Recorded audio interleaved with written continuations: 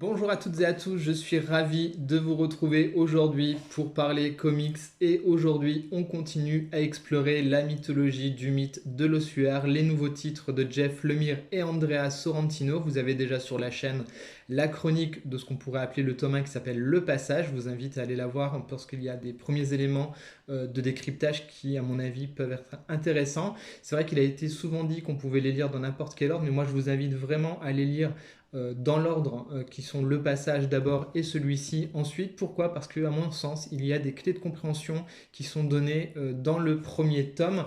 Et par exemple, je vous montre dans le premier tome, il y a un moment donné dans ce qu'on pourrait appeler un peu le prélude, ce glissement entre la réalité, le trouble mental et la fiction qui s'opère. Et on le voit ici extrêmement bien mis en image par Sorrentino. Donc on va retrouver tout ça dans ce tome-ci. Donc déjà on va faire un petit point sur tout ce qui est dessin et format du comics, parce que j'en ai pas parlé dans la précédente vidéo. Donc celui-ci c'est donc le tome 2, ça vaut 21 euros, c'est un petit peu plus épais. Il n'y a qu'un récit dans ce tome-là. Et effectivement, l'édition qui est utilisée par Urban donne vraiment toute sa place au dessin de Sorrentino.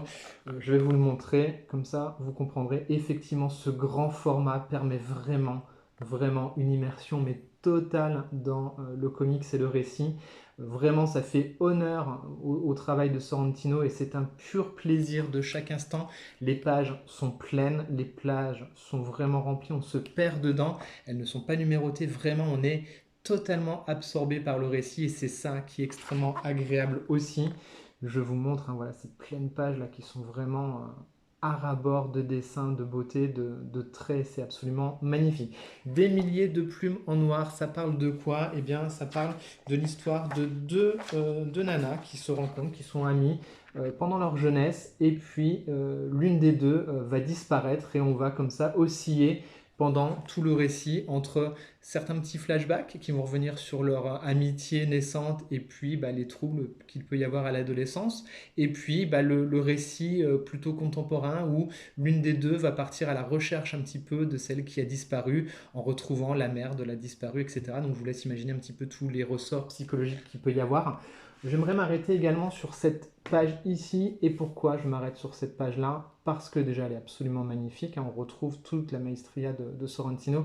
Mais surtout, ce qui fait la force des très grands récits, et notamment dans le Killing Joke d'Alan Moore, on a, et comme dans le cinéma classique en général, on a un comics qui est comme ça, qui va avoir une ouverture et une fermeture en parallèle. C'est-à-dire que cette première page vous donne des clés de lecture et de compréhension du récit, et le récit va se refermer également avec cette exactement mise en page. Je vous la montre pas, je veux pas vous spoiler le truc, avec une autre colorisation, avec forcément ce qui aura amené le récit, un choix de couleur qui va amener du sens et de la compréhension. Donc c'est absolument génial, c'est absolument complètement dingue tout le long.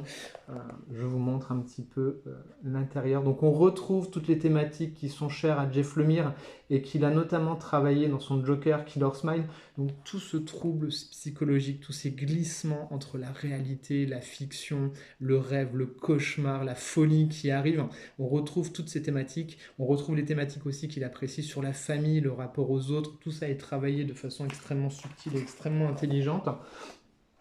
Colorisation aussi qui est absolument dingue entre les moments de la réalité, les moments du souvenir et les moments du basculement dans la folie qui sont complètement dingues. Je vous montre un petit peu, vous voyez, complètement dingo. On est vraiment sur du très grand comics à la croisée, hein, je le dis, de Kubrick, Shining, Stephen King, David Lynch. On retrouve vraiment ces ambiances à la David Lynch, où David Lynch adore jouer sur la narration et justement ces décalages de sens en fonction de quelle structure de récit vous avez. Je pense notamment à Mulholland Drive, on retrouve vraiment, ou alors à Twin Peaks, forcément, on ne peut pas échapper à ces références-là quand on lit le mythe de l'ossuaire. Et comme je l'ai déjà dit à plusieurs reprises, pour moi, Jeff Lemire est un excellent showrunner et c'est quelqu'un qui a tous les codes et qui fait une synthèse absolument magnifique à chaque fois de tout. Je pense sincèrement, je l'avais déjà dit dans Plan Cul, que c'est le nouveau Alan Moore, et je le redis une fois de plus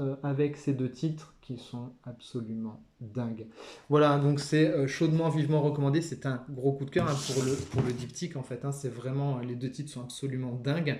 Pour moi, ils se lisent dans la foulée l'un de l'autre, avec vraiment, je vous le dis, le passage en prélude qui apporte vraiment ces clés de compréhension et qui met dans l'ambiance et qui vous plonge dans cet univers-là.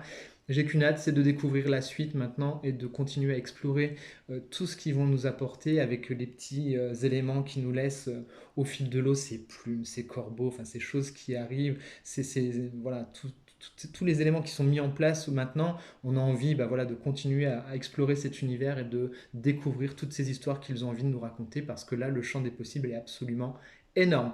Dites-moi en commentaire si vous avez lu les deux titres, si c'est quelque chose qui vous intéresse, qu'est-ce que vous avez pensé de votre lecture, parce que là pour le coup il y a moyen de débattre et d'échanger pas mal, parce que je pense qu'on peut en avoir tous une interprétation différente, et c'est ça qui est excellent aussi, parce que eh bien, ces deux auteurs ont le génie et le talent de nous laisser la place à notre imagination, à nous lecteurs. Voilà, je vous dis à très vite, n'hésitez pas à liker, partager et commenter la vidéo, ça fait toujours plaisir, et je vous dis à très vite pour de prochaines reviews. Bye bye.